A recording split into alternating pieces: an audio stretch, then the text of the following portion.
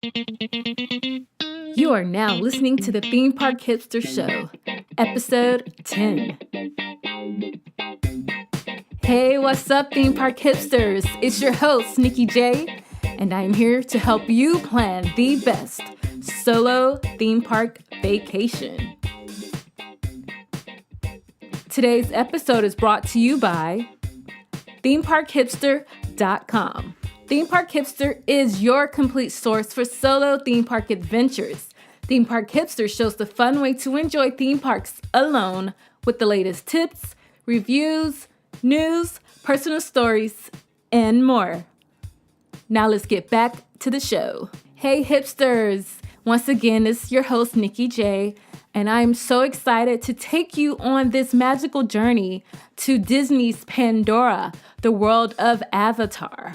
Now, on the next 2 episodes, because I'm going to divide this subject matter into 2 episodes, just to make sure that we can kind of get everything we need to know about Pandora, I'm going to kind of divide it up like this. So today's episode, we will go through the 2 attractions at Pandora, the world of Avatar. And then on next week's episode, we're going to go through the merchandise, some of the shopping, food, and, just the overall tips, pros and cons of going to Pandora, the world of Avatar in Disney's Animal Kingdom. Are you ready for this ride? Because I am. Now, let's get started. The world of Pandora will immerse you and take you automatically into this magical journey with the Navi people, but the Disney way.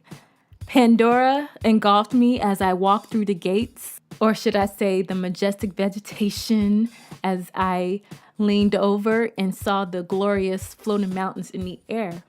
But we'll get to that in a little bit.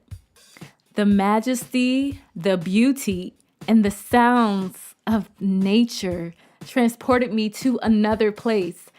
I am not a super fan of the movie Avatar, but as I sat in the newly discovered land, I was totally blown away, guys. I mean, I no longer felt as if I was in Walt Disney World's Animal Kingdom anymore. And if that's what the Disney Imagineers were going for, then they absolutely nailed it. Now let's get right into some of the attractions. I want to first start off with the Navi River Journey. Now, this is a classic Walt Disney World boat ride adventure. It's comparable to Frozen or Pirates of the Caribbean. It takes you on a ride into the bioluminescent rainforest in search of the Navi Shaman of songs. You will meet the great wise one on your journey, and you will be in tune with the gorgeous colors of nature and fantasy all wrapped up into this one ride. This isn't like one of Disney's top thrill ride attraction, but it is such a nice classic Disney experience for those fans who are in love with, the classic Disney rides such as Small World or Peter Pan or Haunted Mansion, that classic Disney-esque dark ride. I love it. But my favorite portion of this ride was towards the end as you're approaching the Navi Shaman. And I don't want to do too many spoilers because I want you all to have that same initial reaction, but it is quite majestic what Disney did for this animatronic, and not to mention the glorious song that she sings or chants. It will have you humming it on your way to the next ride. The Navi River Journey is not only such an amazing classic ride, but it is just downright beautiful. It's also a perfect ride to escape the Florida heat. I truly enjoyed this ride. And on a scale from 1 to 10, I would say that I give this ride probably an 8.5, 9. I know it's kind of high up there for something so, kind of basic, but I don't really think it's basic. You have to be there. I mean, it kind of all depends on what your favorite type of ride is at a theme park. When I first rode it, I gave it a 7.5, but the more I think about it, the more I ride it, I really truly love just the vibe that I get when I'm in there. So right now it's at an 8.5 and it may go to a 10. We don't know. We'll see. Okay, let's move along to Avatar Flight of Passage. On this one-of-a-kind ride, you get the opportunity to fly on a banshee. This is an actual mountain banshee. Now, I don't really know how to describe a banshee, but if you're a Harry Potter fan, I would say maybe a mix between a hippogriff in Harry Potter and kind of like a dragon together, but that's just me trying to piece something together for you with my imagination. But this aerial predator takes you on a fantastic journey above beautiful Pandora. The technology that Walt Disney World used in this beautiful ride combined a 3D type of screen with a new bicycle-like vehicle. Some guests have compared Avatar Flight of Passage vehicles to the ones on Tron over in Disneyland in Shanghai. If you are a fan of soaring around the world, then you will be ecstatic to experience this breathtaking ride. Except you will be on a much bigger quest and an absolutely visceral experience that tops soaring 100 times. The queue for this ride, the line, is actually an attraction in itself, and the queue is divided up into 3 parts. The first part, you trek through this little path of plants and trees and mystical waterfalls from the planet Pandora.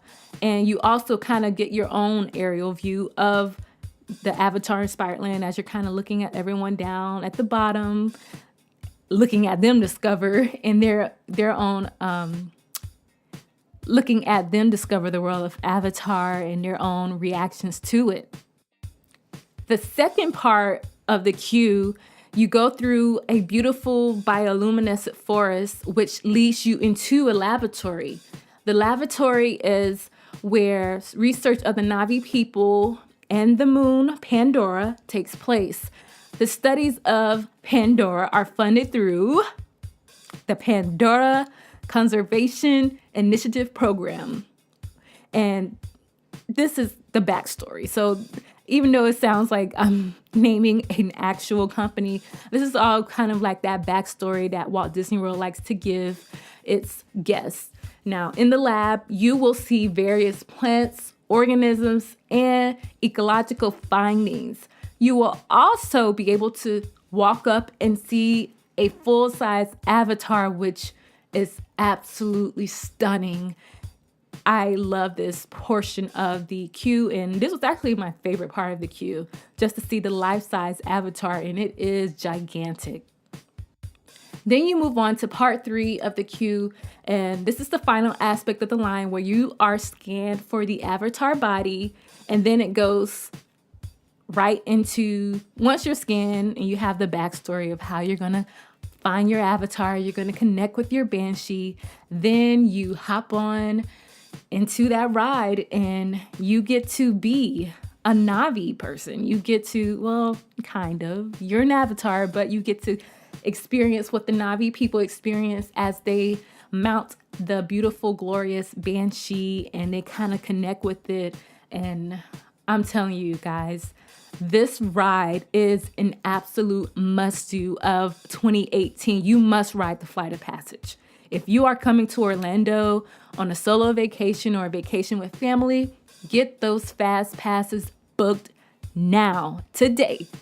Pause this episode, or you don't even have to pause it. You can kind of back out, go into Safari or whatever kind of mobile device you have and book your fast pass for Flight of Passage. You probably want to know if there's something I need to be concerned with, and there may be something, but let me just go ahead and explain it.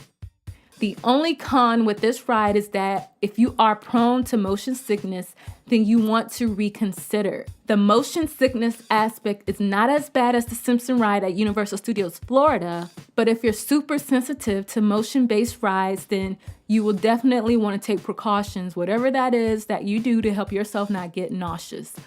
Also, be mindful that due to the type of vehicle, larger adults, kind of taller, may not fit properly because it's kind of like this bicycle type chair and you're kind of reclining with your ankles are, not your ankles, but your calves are kind of locked in. So it may be more of a calf issue, but they do they will like try to accommodate you as best as they can. So don't worry about that part. Guests do have to be a minimum of 44 inches to ride this ride. On a hipster scale of 1 to 10, this is a 10 plus, case you haven't even noticed when I said to go book your Fastpass now. But if you're not able to ride Flight of Passage on your next trip to Walt Disney World, which I don't understand why you wouldn't. You can even wait in line for it, even though the line, it gets kind of crazy, sometimes 2.5 to 3 hours. I don't know if I would recommend you to do that because you need to explore Walt Disney World, but if you have that extra time, wait in the line. After you get off the Flight of Passage, you need to explore Pandora.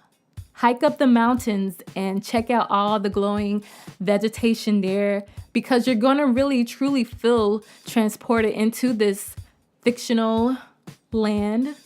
It's only fictional if you wanted to. You can make it reality. I do. And make sure you go up higher and higher, or even if you don't want to actually ride Flight of Passage, see if you can just kind of walk through the queue. Make sure you get those aerial views from the top of the mountains. I'm telling you guys, you will not regret it. Now, this is the first part of this Pandora exploration. Don't forget to tune in next week as we go through the food, merchandise, and some pro tips, some things to look out for, and how to maximize your time in Pandora. I want to take this time to thank you for listening to the Theme Park Hipster show. I truly appreciate it, guys. We are 10 episodes strong. I am so excited as I get to share my experiences with you guys. I hope that you are learning something too. Don't forget to connect with me on most social media platforms by just typing Theme Park Hipster. Also, let's get this conversation going and join us on the Theme Park Hipsters Facebook group. You are my friend and you are my family, whether you know that or not. Until next time, happy park hopping hipsters. The content on the Theme Park Hipster show represents my own and not those of any organizations or activity mentioned. I am just someone here who likes to share my own stories to you and hope that I can help you have the best vacation ever.